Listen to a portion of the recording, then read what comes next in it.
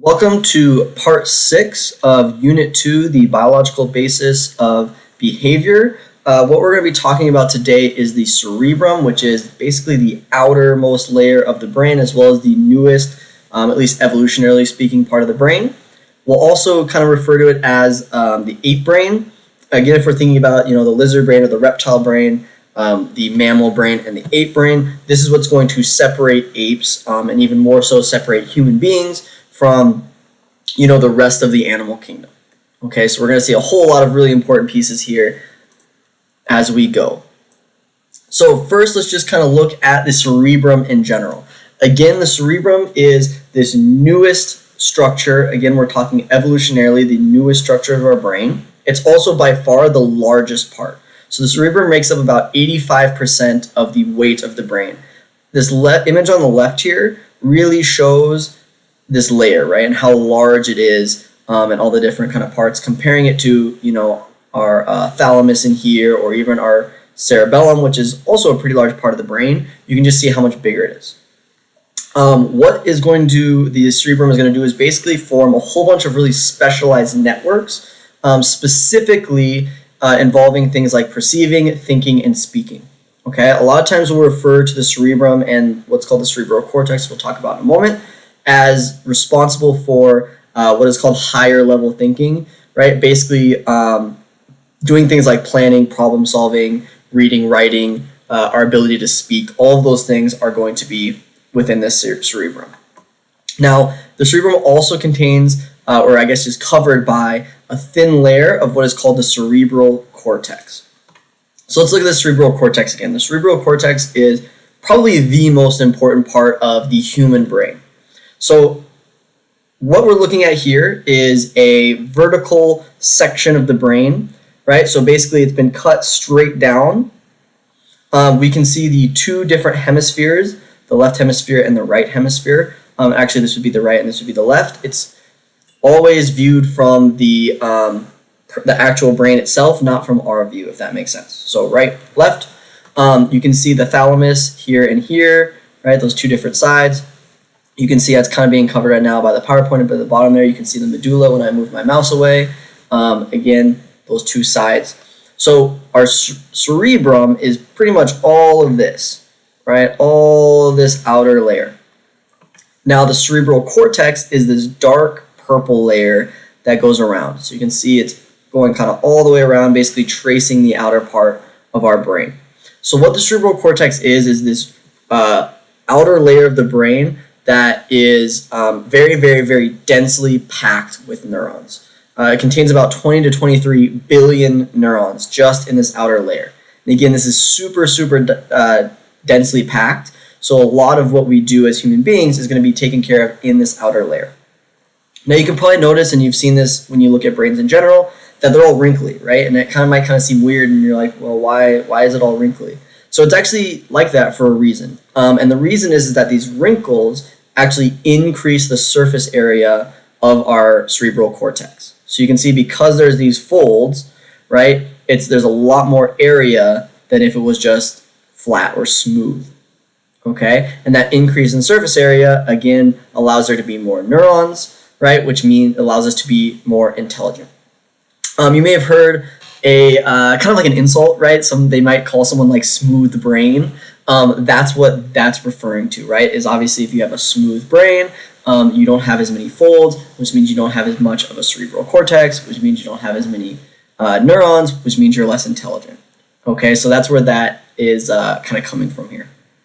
Now, the cerebral cortex, again, is really, really important because it is basically what separates human beings from the rest of the animal kingdom.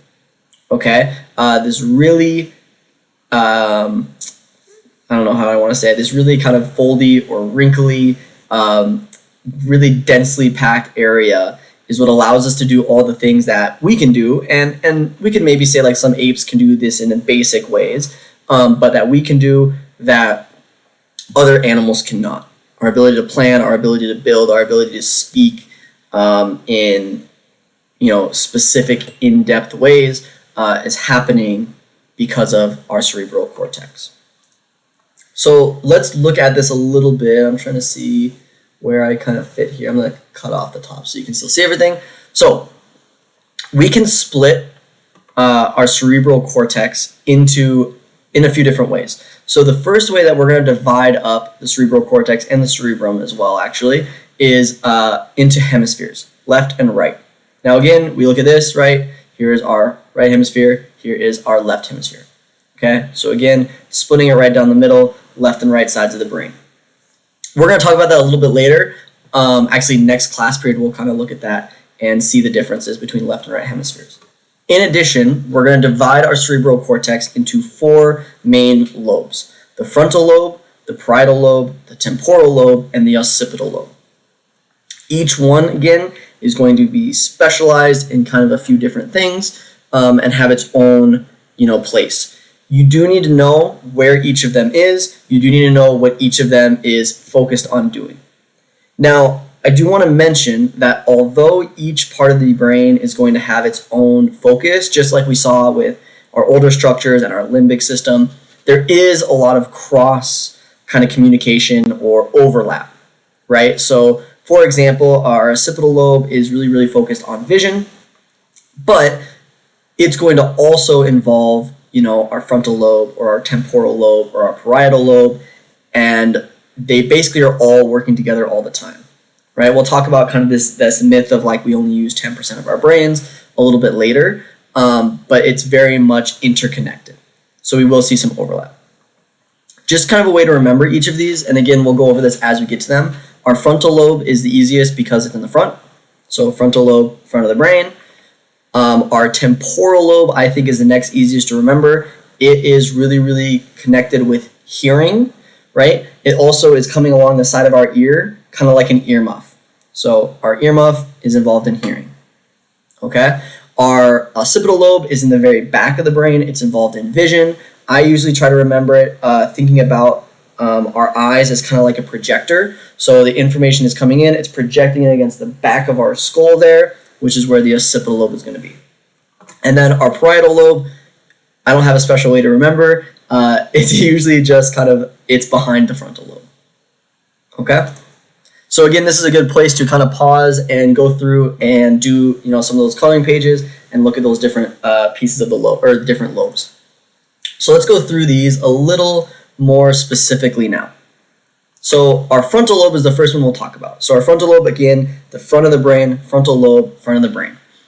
It is really, really mostly focused on planning, decision-making, and processing of new memories.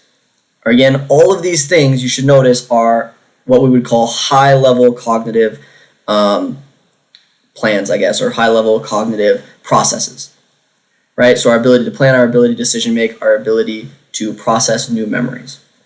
And we can see this in a lot of different ways. So one thing we know is that if someone has their frontal lobe damaged, right, it'll actually cause differences in their ability to do certain things. So one example is our ability to plan. An example of this that I've heard is, so let's imagine that you're going to bake a cake, right? And really cooking in general, but baking especially. There's certain things you're going to do ahead of time to prepare yourself, right? So one of the first things you want to do, and anybody who bakes a lot knows this, the first thing you're going to do is turn on the oven, right? Because the oven's going to take a time to, heat up and get ready. Someone who has damage to the frontal lobe would be able to follow a recipe, right? Even actually memorize recipes still that they already know. Let's say they're a baker beforehand and they have these recipes memorized. They're still going to be able to follow the recipe perfectly, but they won't be able to remember basically to turn on the oven before they start. They'll go through all the steps, get to the part where they're supposed to put the, cake or whatever it is into the oven, and the oven won't be on yet. So really, again, focusing on this idea of planning ahead. They're not able to plan ahead. They're still able to do things. They're still intelligent. They still have memories. They still remember stuff, but they're unable to do something ahead of time. Additionally, we can see people that have changes in basically their morals, so they're less morally restrained. We'll talk about this, if I remember correctly, I think in social psychology, but there's actually been studies where they looked at and they did brain scans of criminals, and one of them was specifically focusing on violent criminals, Now again, this is specific to violent criminals, and what they found was there's actually damage to or less active frontal lobes in people who are violent criminals. Now again, this isn't like someone who is picking up like stealing from the grocery store. These are like murderers and violent criminals, but their frontal lobe is actually less active. So again, we can connect that to this idea of being less morally restrained. We'll kind of use an example of this with the trolley problem. We'll do this in class. We'll kind of talk about, okay, this decision making and our morals. How do we decide what to do and when to do it? In addition, the frontal lobe is going to contain the Broca's area. We're going to talk more specifically about that a little bit later. It is responsible for speech production, so the actual muscles that are moving around that allow you to talk. Our next lobe is the parietal lobe. Again, our frontal lobe is in the front, the parietal lobe is right behind it. So the parietal lobe has basically three main functions. Mathematical and spatial reasoning. So anytime you do something mathematic, it's the parietal lobe. Any kind of spatial reasoning. So for example, let's say you're going on a road trip and you need to pack your car. One of the things you need to do is you need to look at your car and figure out, how do I fit all this stuff in there, right? Like Tetris. That's spatial reasoning. So those are two big things that the parietal lobe is going to be involved in. In addition, it's going to be basically in charge of touch. Now we'll talk more specifically about the part of the brain that's doing this and how it's doing it a little bit later, but touch is also involved there. Now, we can learn a lot about these different lobes and what they do by, well, at least in some form, by stimulating them. So one way we've seen this and how we know that the parietal lobe is involved in touch is that when we stimulate certain parts of the brain, we can see that it'll actually cause this feeling of wanting to move a limb, or even feeling like I did move something when I didn't, right? So again, connecting that to this idea of touch. I put Einstein on here. There's actually kind of an interesting connection that we've seen. So when people have looked at Einstein's brain, one thing they noticed, and you can see it kind of circled here, is that there actually seems to be an extra fold, basically like an extra, not an extra lobe, but an extra fold in that temporal lobe on his brain. And some psychologists believe that is why he was so, unbelievably gifted in mathematics and spatial reasoning, was he literally had like an extra chunk of his brain. Now, this is by no means proven. Einstein's brain really wasn't actually supposed to be kept, but it was kind of, I don't know if I want to say against his will, but it wasn't really supposed to be kept, and it was actually cut into a bunch of different pieces, and there's possibilities that it was damaged. So we aren't really positive if that's supposed to be there or if that even has anything to do with what happened, but it is kind of a theory. And again, it would make sense because we know that our mathematical and spatial reasoning are, residing in the parietal lobe. So if he had, a larger parietal lobe than most people, it would make sense that he would be better at math. Our next lobe is the temporal lobe. So again, the temporal lobe comes down the side, kind of like an earmuff, and it's going to be involved in auditory information, right? So our hearing, the processing of auditory information. Now, it's also going to contain what is called the Wernickes area. Again, we'll talk about this more specifically a little bit later. The Wernickes area is responsible for comprehending speech. So our ability to hear sounds, because when any of us talk, it's just sounds. It's just vibrations in air, basically, and understand that as speech, as language. Okay, and this is actually even really interestingly enough, we can understand speech that we don't know, if that makes sense, right? If you hear someone speaking in, let's say, like Chinese, even if you don't know any Chinese, you still know that that's a language, right? So that is what's happening, or one of the things that our Wernickes area is doing. One other thing that is connected with the temporal lobe is our ability to recognize faces. We'll see this way more specifically in when we talk about brain hemispheres and brain hemispheration. But our ability to recognize faces, and not only recognize who they are, but recognize that it is a face, is happening in our temporal lobe. Our last lobe here is the occipital lobe. It is the simplest. It is involved in processing visual information. Anything we see is going to be connected with the occipital lobe. Our next group here is going to be the association areas. So basically what the association areas are more specifically broken down sections of these lobes. Now, the association areas are really important because this is where we see the highest level functions of our brain. So we can kind of track them to specific things. Now, again, this isn't like a perfect, one-to-one map to everything. It's kind of going to be a little more general, but it's where we're going to see, again, these higher level mental functions that we talk about happening. Now, there are association areas in all 4 lobes. We're going to focus on basically 6 of them, okay? You do not need to know, I'm going to show you this image in just a second. You don't need to know all of these by any means. I'm going to specifically point out the ones that you want to know. You will want to know, at least relatively accurately where they are. Although, again, it's not like you're going to have to perfectly draw in the line of each one of these association areas. Okay, so this is that image just blown up here. So I want to point out the different parts here. Now, again, you can see our different lobes: frontal, right, parietal, occipital, and temporal. Now, I want to point out these specific parts that you want to know about. The first two, I guess not the first two, let's do it in order because that'll make a little bit more sense. So the first two are the visual cortex, which is basically just the occipital lobe. You can kind of see these different colors. Now, again, it can be broken down into multiple parts. For what you pretty much just want to know: occipital lobe, visual cortex. Okay. The next one is the auditory cortex, which you can see it's kind of labeled a few different ways here. The auditory association area, primary auditory area. Basically, you just want to know it's kind of this middle top part of our temporal lobe. Sometimes it's a little bit in the parietal lobe, but it's really kind of more focused right here. Okay, pretty much as long as you think of this top kind of little foldy part here of the temporal lobe, that's what we were looking at.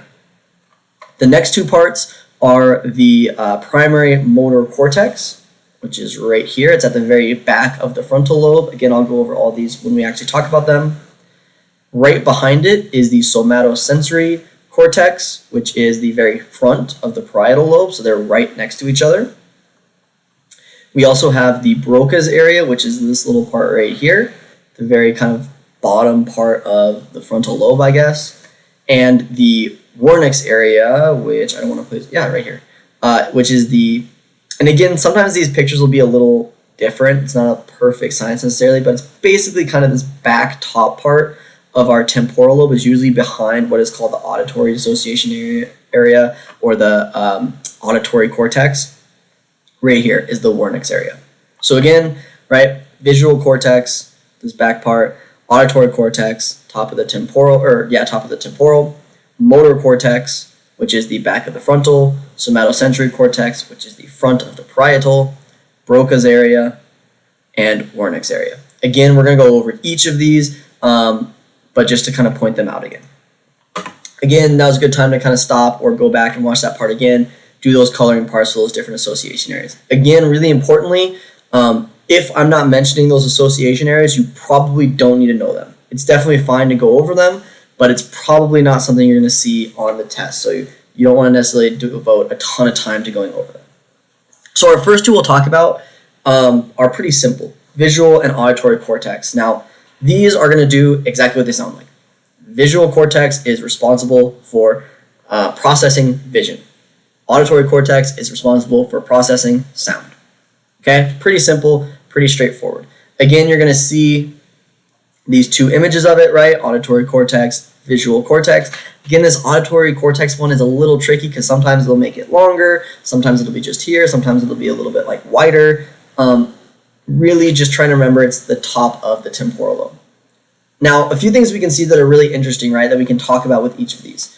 Let's talk about the visual cortex first.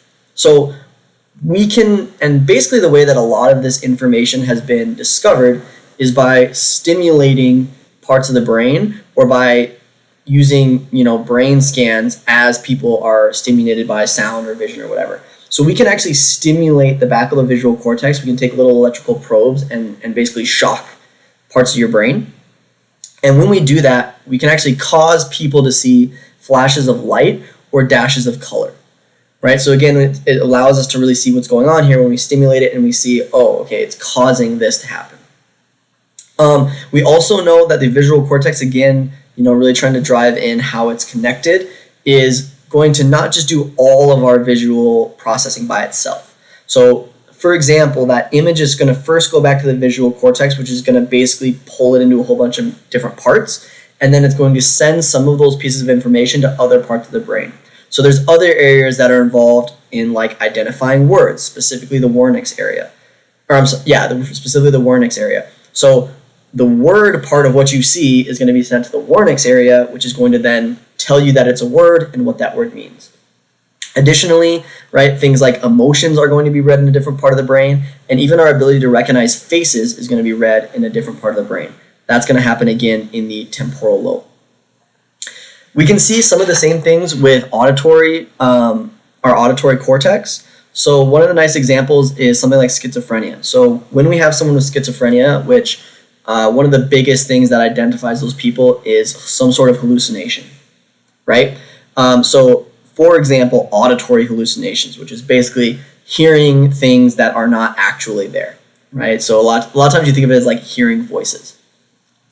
So when we do scans of people with schizophrenia, when they're having auditory hallucinations, what's actually happening is in their brain, the temporal lobe is active, basically. It's sending messages, those neurons are firing, even though there shouldn't be anything that's causing them to fire. Now, again, we can tie this back to that, and now I'm kind of blanking on the word I want to use, that piece of schizophrenia, that symptom, that's the word I wanted, right? That symptom of schizophrenia, where I'm hearing things that aren't here. It's because my brain is actually being active, even though it's not supposed to. This is, again, a really, really nice example of how all behavior is at the very base level biological. Everything we experience at the end of the day is neurotransmitters and electrical impulses in our brains. So let's continue. Here is our motor cortex. Let me move out of the way again a little bit. Our motor cortex. So again, our motor cortex is that very back part of our frontal lobe. This is a slice of one of the hemispheres, right? You can see the folds again. What the motor cortex is in charge of, as you could probably imagine, is movement. So moving specific body parts. Each part of the motor cortex, as you can kind of see mapped here, is going to be in charge of a different part of our body. Now, you might notice that the body parts, I guess, that are mapped onto this here are really different sizes. And what that's connected to is, one, the amount of the motor cortex that's devoted to that specific part. So like our hands have a very large part. You can see each finger has a whole section on its own. And we can compare that to something like the elbow, right, which has one little tiny area for the elbow. Now, the larger they are in this diagram, the more area of that motor cortex is devoted to it. Now, they found this out by, again, stimulating. So they went in, sometimes they literally cut people's skulls open, and they, poked and prodded. And when we stimulate certain areas with the motor cortex, it causes them to move. So if I went in and I, shocked a pertinent part, it would move your arm, move your hand, move your fingers, move your knee, move your face, whatever. And then again, they mapped that. Now, the larger the area devoted to it, basically what it does is it allows for more precise control. And that's what this bottom part is, right? Areas requiring more precise control occupy greater space. So you can see our hands and our faces are a lot larger space-wise than something like the elbow.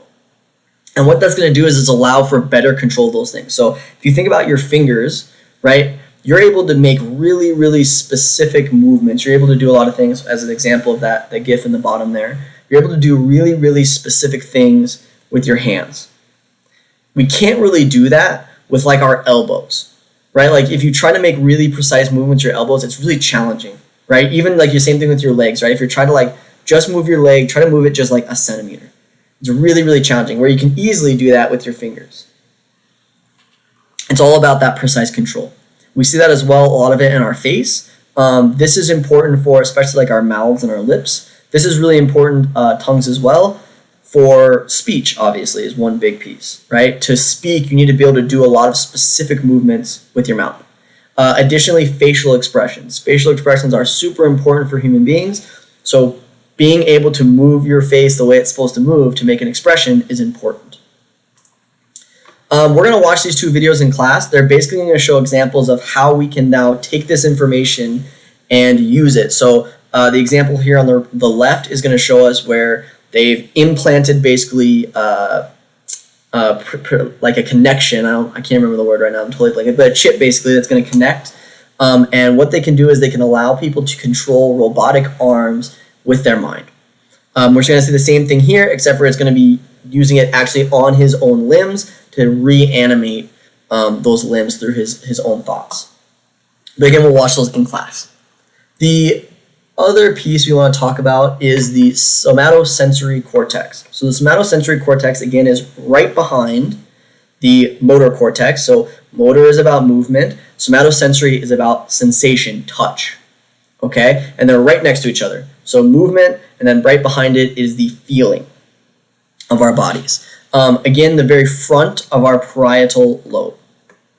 Now, again, what's going to happen here is that receiving that information about touch, so what is texture, what does it feel like, temperatures, as well as like the feeling that our body moves, right? So when you move your limbs around, like if you close your eyes and move your limbs, you can feel them moving. Okay, that's what's going on in our somatosensory cortex. Now again, we can map this, so you can see the body parts mapped onto the brain. Again, the bigger the area, the more sensitive they are to that information. So again, you can see the hands and the fingers have a very large area because they're very sensitive. Things like our elbows, our knees, our legs are much less sensitive. You can kind of test this by taking your hands and just like touching things with your fingers, right? And feeling how specific the texture you can get. And then try the same thing like with your elbow. Take your elbow and kind of like rub it on the same thing, and you'll notice you really don't feel the same, specificity, at least in the texture. Again, because our hands and fingers are much more important for us to, have that precise feeling. We do see the same thing in the face again, especially the lips. The lips are much, much bigger than almost all the rest of the parts. One really interesting thing is this is actually why a lot of psychologists believe we kiss as a sign of affection. They say that because there's all of these sensory, like this big part of our sensory cortex, somatosensory cortex connected to it, that we have a lot of feeling in our lips. And so that's why we use it as a way of affection, right? And that's why people like to kiss, basically. If we want to compare this to the motor cortex, again, we can stimulate these different parts of the brain. And again, this is how they mapped it. Basically, if we go in and we, jab it with a little probe and shock you a little bit, you'll feel it in that part of your body. So if we jab you in, this part right here, you feel it in your hand or your fingers. This video is very similar to the other ones that we'll watch. Again, this will be something we watch in class. What we're going to see here is basically you can see he's blindfolded, he's going to be hooked up, and when we touch this robotic arm, he is going to feel it and be able to tell what part of the arm we're touching. All right, so our last two association areas here are the Broca's and the Wernickes area. So I already kind of mentioned both of them, but we want to be a little more, in-depth and point them out a little better. So again, our Broca's area is at the, kind of the bottom of the frontal lobe. It is involved in controlling the muscles responsible for speech. So one of the ways we can see this is if someone receives damage to their Broca's area, right? Something happens and that part of their brain gets damaged. What will happen is they will basically be unable to verbally speak, right? They're unable to control the muscles in their tongue and their mouths and their lips and all the other parts of our body that we need to speak. So they just aren't able to talk. Now, there's different ways that this can happen. Sometimes it can be what's called like word salad, which is where they're saying words, but the words don't have meaning together, right? Like it's just random words, basically, that don't mean anything. It can also be where like they literally can't make the sounds to make words. So it does depend a little bit. We also have the Wernickes area. Again, you can see it at the back top part of our temporal lobe. it is also involved in speech, but it's involved in our ability to understand speech. So if that Wernickes area is damaged, we lose the ability to understand both written and spoken word. So if someone's talking to you and you have a damaged Wernickes area, you won't be able to understand anything they're saying, but you'll be able to talk. So you can speak just fine, but I can't understand anything somebody else is saying. Same thing with written, and this is, again, that crossover kind of between these different lobes and what they're doing. Even though the temporal lobe is focused mostly on auditory sensation, part of its connection, that Wernickes area, is actually involved in, looking at words and making them be words. So when you look at this slide or this video and you see the words on this page, the Wernickes area is what's telling you that these are words and what it's telling you what they mean. So again, if that gets damaged, you're unable to understand speech, unable to understand writing, even though you can talk. There's one last slide here. Let's see if I can get myself out of the way. So this is kind of not super connected, but it wasn't enough to make it its own section. I just want to talk about the spinal cord a little bit. So the spinal cord is part of the central nervous system, but it is separate from the brain. Now, again, this is kind of its own little piece, but we want to talk about it. So what the spinal cord is just this bundle of nerves. And what it's doing is it's entering and leaving the brain. And that's pretty much it. It's pretty basic. Now, you can see it when we'll talk about our peripheral nervous system next, but this breakup of as this spinal cord goes down, as this main kind of nerve goes down, it's going to break off into more and more, smaller nerves, which are going to go out to all the different parts of our body. Okay, so this is that information being sent in. Okay, all information that gets to the brain, outside of from the body, I should say, not from the eyes necessarily, but all the information that's coming from the body, neck down, is coming into that spinal cord. Now, the spinal cord, one of the questions might be why isn't that part of the peripheral nervous system, right? Why don't they separate it, brain, and then everything else? The reason for that is actually because the spinal cord does contain what's called our automatic responses. So the spinal cord, and I don't want to say it makes decisions because it doesn't. They're built-in reflexes. But basically what happens is when certain things get sent up, and you can see that in this GIF in the bottom left here, when information gets sent up into the spinal cord, depending on what's happening, it can make instantaneous, or at least as close to instantaneous as we can get, reactions to it without it getting to the brain. So the best example I can give you is when you touch something hot, right? So if you ever put your hand on the stove and you jump and pull away, right? You react a lot of times before you even realize what you did. And the reason for that is because you actually haven't realized it. So what's happening is just like in this image, right? That message is being sent up your arm. It gets to the spinal cord. The spinal cord realizes that message is pain. So instead of letting it go all the way to the brain, letting our brain think about it and go, oh, that hurts, we should move, right? It just instantaneously sends back that reflex to pull away. This is also why if you think something's going to hurt, you'll jump and say ouch, even if it doesn't hurt, right? You've probably done that where you touch something and you think it's going to hurt and you go, ah, and then you're oh, I didn't even feel it, right? That's because you're actually making a automatic response. Usually, again, it's to avoid pain. And then after that, it's getting to your brain and your brain is going, oh, there's no actual pain there, or I'm not actually in danger or whatever. So our spinal cord, again, is part of that central nervous system because it can, quote unquote, make decisions, but it has reflexes, basically. All right, so that is the last piece of this part of our video. So please take some time, make sure, again, you do those coloring books, as well as, do a nice short summary here for this unit, or this section.